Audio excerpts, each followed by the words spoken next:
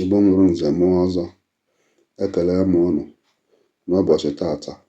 A na-ewetara unu ilu nke na-ekwu sị: onye na-egosi nwata awa na ikpo nkume kwesịrị ka ọ na-emetụ ya aka, n'ihi na nkume na awọ na-eyite onwe fa. Onye ọbụla na-egosi nwata awa na ikpo nkume kwesịrị ka ọ na-emetụ ya aka, n'ihi na nkume na awọ na-eyite onwe fa.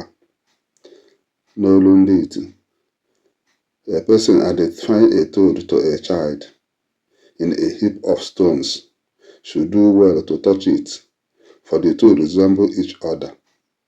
Mpụtara ime a bụ na o kwesịrị ka mmadụ ọbụla nke na-akụziri ụmụntakịrị ife bụrụ onye nwere obi umeala, ka ha were nwee ike na-aghọta ife nke ọ na-akụziri fa nke ọma.